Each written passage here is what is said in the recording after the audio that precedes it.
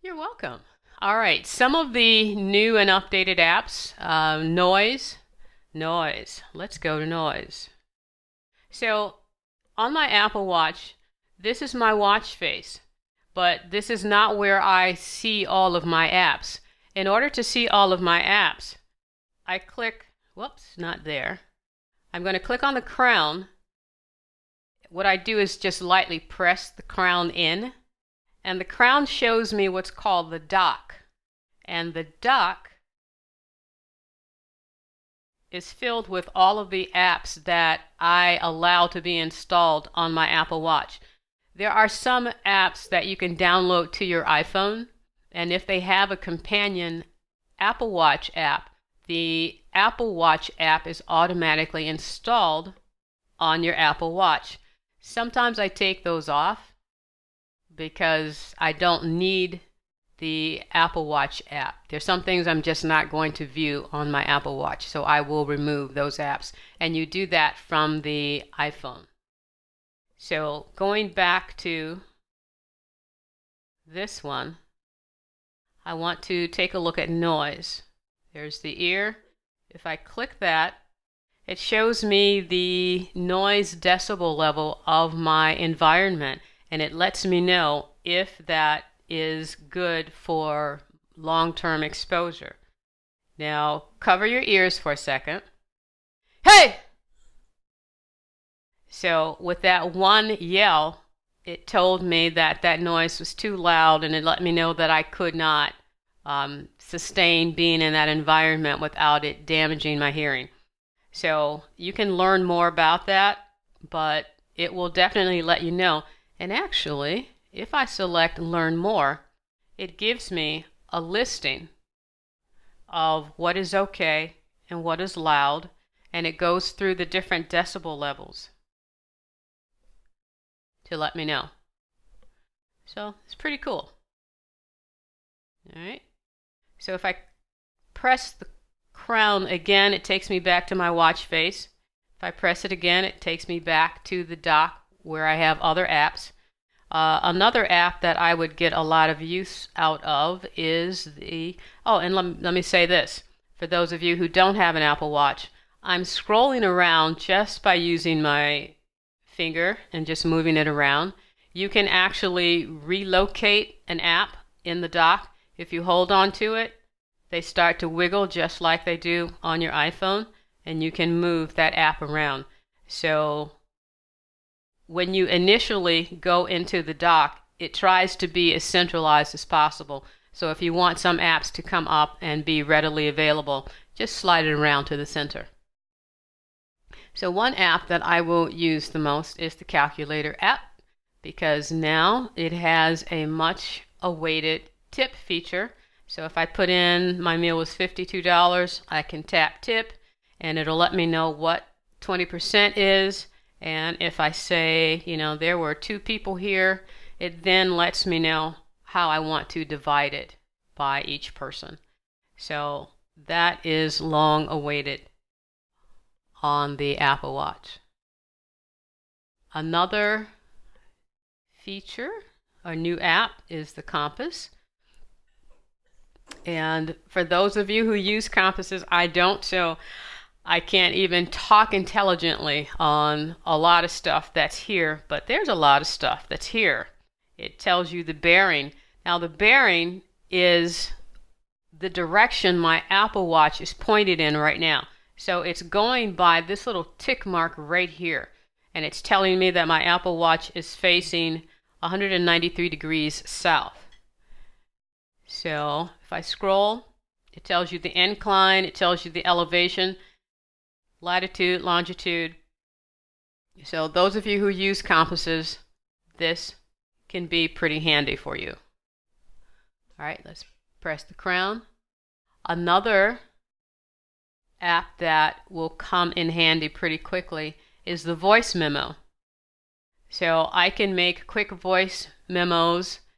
Okay, so this is one of the features that I'm still working through, because as soon as you make a voice memo, it will pop up onto your iPhone. So it automatically syncs. Now, according to Apple, you're supposed to be able to see all of your voice memos in one place. That's not working for me. I have voice memos that I see on my computer that are not available on my iPhone. I have voice memos that come back. I have voice memos that are on my Apple Watch that are not showing up on my computer. But anyway, if you make a recording, it will show up, sync to your iPhone, and you can actually download them, because once you delete them from one location, because they sync with iCloud, they're automatically deleted from the other if they're shown there. So if I want to make a voice memo, just tap. It's making a quick recording. I can stop in about half a second. And so that's my new recording. If I tap and then tap again, I can then name this. If I can name it by dictation or scribble. Scribble is actually sort of funny. I'll show you that in a second. Dictation. Testing again. All right, it picked up something else, but we'll leave. Oh, geez, really? Let's cancel that for a second. Tap. Testing again. So now that's the name of the recording.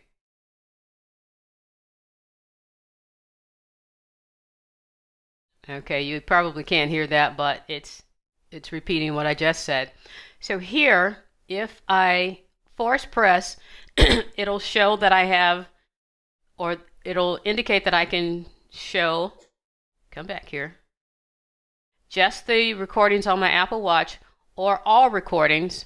So I have some that are on my iPhone that don't show. So I can't play this. It's grayed out. It's letting me know that it's in the cloud, and it won't play. It'll tell me it's available on my iOS or Mac device. Okay, that's cool. And again, I can just have it, whoops, come back. I can just have it show only the recordings that are on the Apple Watch. Okay. And just to show you, scribble. I'll go back, go back, go back, scribble. A, it didn't pick up L, E. That's how scribble works. So if you want to give it a name that you might not be able to say correctly. So that's how scribble works. Okay. So that's voice memos. The Reminders app has been updated to mimic what's new in Catalina as well. I don't have Catalina, so I can only show you what I have. And let's go to Reminders. Shows me lists, and the list that I want to tap is my grocery list. And again, Mitch, thank you for that tip. It has just been wonderful for me. All right, so I can see what is on my reminders on my iPhone, so it syncs to whatever I have there. And I can also add a new reminder, which you couldn't do before. So if I want to add something new, let's do scribble and put A-P-P-L-E. Okay, and done. So now I have apples added to my list. And I can force press. I can tell it to hide completed, or show me completed, or add a new reminder. So this is something that I would not have used my Apple Watch for before, but I definitely do now. Keeps me from pulling out the iPhone while I'm in the store. I just run right through this. So that's really cool. So that's question or sneeze? Okay. Say that again, please. Reminders? Okay. Yeah. This one right here in the center. Okay. This one, yeah, this one right here. Yep.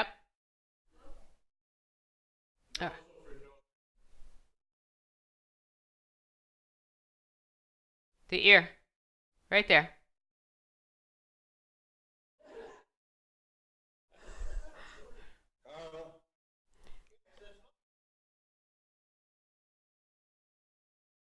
I will, but at the end, if I have time. Okay, I'll try to get to it. All right, so I'm going to keep going.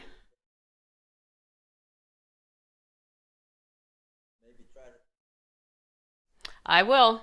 I know it's important. All right, activity trends, that's something that they touted new with the Apple Watch Series 5, Watch OS 6, and the iPhone. What's happening here is that it's collecting data that it had not normally collected before, and you see this on your iPhone under trends that will give you like a comparison of a 90-day comparison based on a 365-day comparison of whether or not you're improving, if you're not improving, if you're slacking. And it will show all of this information on the iPhone. It's worth an honorable mention because some of the trends that you can see will really give you some good information about, picking up and being a little more active or doing better or, all right. Okay, so that is the honorable mention workout. So some of the features that the trends will give you a listing of will be move, exercise, stand, your walking pace, your walking distance, your running pace, stairs climbed.